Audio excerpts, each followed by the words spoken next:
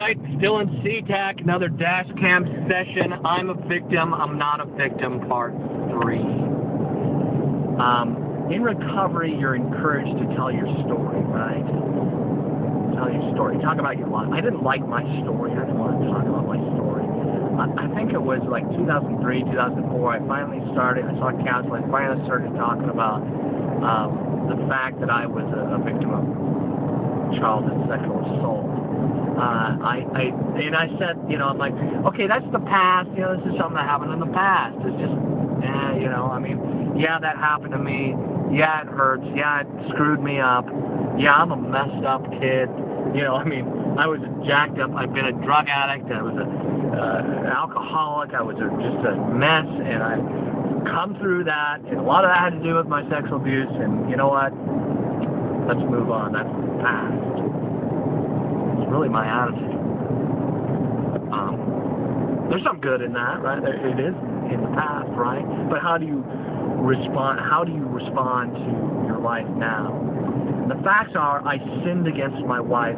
I sinned against my kids, and I sinned against the Creator of the universe. I love that language in Psalm 51, where David's like, "Against you, O Lord, have I sinned." Right? Psalm 51 is a beautiful song of repentance. You get a chance to read that. David busted in an affair, basically, what we would call an affair today, an adultery. So I told my story, and I started to realize that there's something under that, something to that. And I think it was a guy in Redemption Group that finally said, "Russ, what happened to you wasn't right." This is what he said. Again, I'm not your freaking psychotherapist, and I'm not your counselor, but I will say this. I've been there, right? I know what this feels like. And what this guy said to me was, he said, "What happened to you wasn't right. It wasn't good. It wasn't great what happened to you. It wasn't God's will what happened to you. It was wrong. It was sin. You were sinned against grievously. That wasn't right what happened to you, Russ.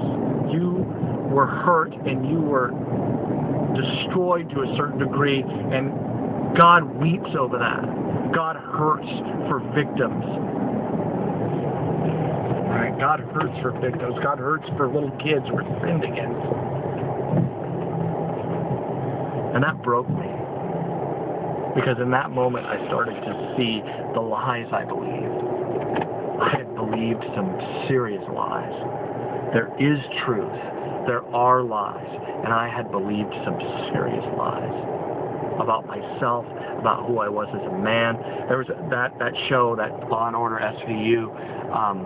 There's a scene in there where this woman goes to the sexual abuse guy who's on the, he's on the watch list, and he's a convicted sex predator, right?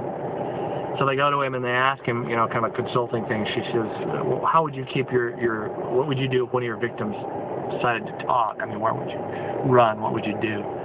And he said, I wouldn't worry about that because my victims wouldn't say anything, right? Like he said, if you do it right, your victims, they won't say a word, at least while they're a kid. And I had, that scene in that TV show just flashed back on my life, and I started to see what was wrong with my trusting, right? Because that's what happened to me. I didn't say a word. This guy said, "You tell anyone, they'll know how dirty you are. They'll know how twisted you are." He said, "You came back to me." He said, "My door's open. You came into my house. You came back and back and back. No one forced you." He would say stuff like this. You tell your parents they're not going to love you because they'll know how much of a sick, twisted person you are. It was gross. It was disgusting. It was an inception. It was a dark kind of inception, a dark paradigm shift, if you will.